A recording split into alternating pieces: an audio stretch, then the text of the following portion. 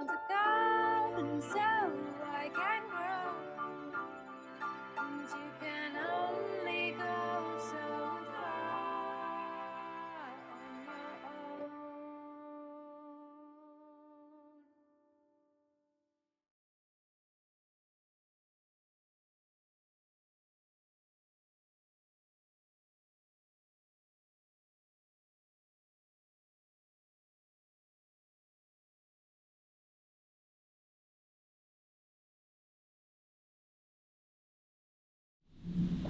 Hello there, I'm Maddy Harland and I'm with Aranya, which is really exciting because this is the latest magazine and I have got a whole article about Aranya's garden, which is all about how to design a new permaculture garden. Here I am slightly struggling, but I love this page particularly because I love the designs on the top right hand side.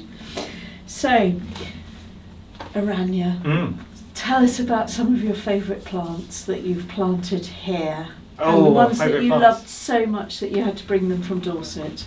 Well, we layered the fig, and we also took cuttings from grapevine, which is, and that's everywhere. So we planted that because quite a lot of them took, so they're growing over the water tanks, which is really nice. And so the idea really is that you could walk around the garden and you could just, there's some grapes, and that people feel free to be, so we've got an arbour and you walk through to the front door and there'll be grapes hanging down. So Silvanberry is fantastic. I first came across that in Nikki and Graham Elliott's garden near Beccles, alongside Beechbury. Silvanberries, they're fantastic. We've got those around the garden growing in different places. They're very prickly, but they're very vigorous. They make fantastic fruit. Late June, early July here in Cornwall as well, so that's fantastic. But yeah, I have loads of favourite plants, and some that are, I think we're being a bit ambitious. Yeah, like tell us about some of your ambitious Cherimoya here. Yes, yeah, which is beautiful. It's very beautiful. It has such beautiful leaves. I don't think it's ever going to make any fruit, but I brought it back from Spain as a seed out of a delicious fruit, and I planted it and it grew, and who's to say, that I should decide its fate. So there's a loquat which was gifted to us also by some lovely people, even got a papaya over there.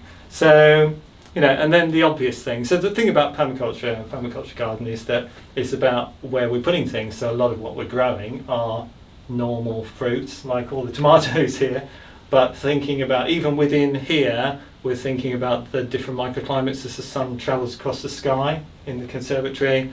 So where is getting the morning sun? Aubergines like morning sun, because that gets them going and producing nectar. Some plants want a bit more shade, some want more sun, so even within here we're placing plants on the basis of what their needs are. Yeah. So if you want to know more about Aranya's garden, read it all in here. Thanks very much. So, fantastic, thanks Maddy. Thank you.